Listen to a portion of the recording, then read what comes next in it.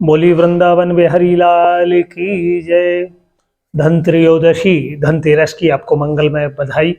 और आज हम आपके लिए लाए हैं कि मंगलवार को 29 तारीख को जो धनत्रयोदशी अर्थात धनतेरस है, उस दिन हमें किस तरह पूजन अर्चन करना है, क्या सामग्री लेकर आना है कि हमारे घर में धन वैभव की परिपूर्णता बनी रहे। यही दिव्य जानकारी आप और लोगों तक अवश्य भेजें। और आपने अगर हमारे चैनल को सब्सक्राइब नहीं किया है तो हमारा आपसे आग्रह है कि आप हमारे चैनल से आप जुड़ें, जिससे आप तक और सही जानकारी हम समय समय पर भेजते रहें। 5 दिवसीय दीपमालिका पर्व का शुभारंभ होता है धनत्रयोदशी से धनतेरस से भ्रात द्वितीया अर्थात भाई दूज तक। तो कार्तिक कृष्ण पक्ष त्रयोदश तिथि को धनतेरस कहा जाता है। इस दिन समुद्र मंथन में श्री धन्वंतरी जी भगवान अपने हाथ में अमृत कलश लेकर प्रकट हुए।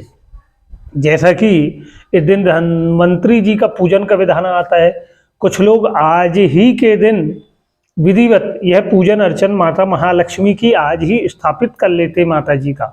और 5 दिवसीय माता जी का पूजन भी इसमें व्यक्तियों के द्वारा बड़े मनभाव से किया जाता है। और इस दिन आपके घर में अगर टूटे फूटे बर्तन हो तो उन्हें आप बदल दें। वह वास्तु के हिसाब से उनके कारण भी एक दोष हमारे घर में क्रिएट होता है, उत्पन्न होता है।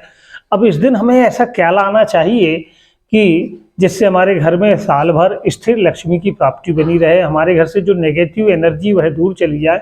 तो आपको कुछ नहीं, थोड़ा सा धनिया, खड़ा धना आपको अवश्य लाना है और उसे आपको अपने रसोई गृह में पूजन में भोजन में उपयोग नहीं करना, केवल पूजन में अर्पण करना है और फिर उसे आपको सुरक्षित रखना है। और पिछले वर्ष का धना अगर आपके यहाँ रखा हुआ है तो अभी इसे आप अर्पण कर देंगे और उसका विसर्जन आप जल में कर देंगे।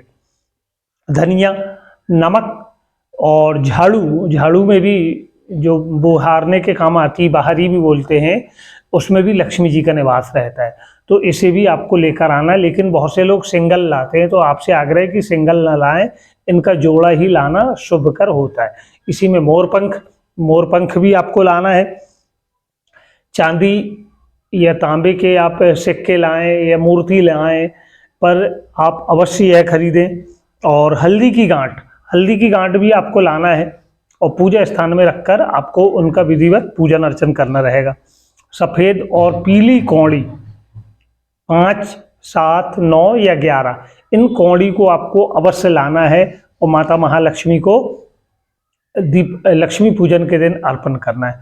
अब इसी में मिट्टी के दिया भी आप खरीद सकते हैं। आप चाहें तो पूजन का जो सामग्री है वह भी आपको धनतेरस के दिन ही खरीदना है, बड़ा उत्तम और शुभ माना जाता है। इसी दिन गणेश जी और लक्ष्मी जी की मूर्ति यह भी आप अवश्य लाएं।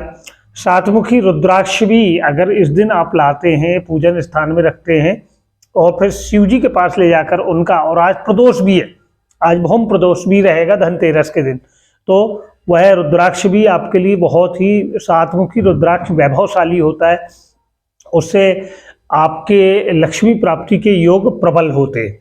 अब इसी में श्री यंत्र, गोमती चक्र, मोती शंख यह भी आप ला सकते हैं। कुबेर यंत्र इसे भी आप लाकर पूजन करके उत्तर दिशा में इसे आपको स्थापित करना रहेगा।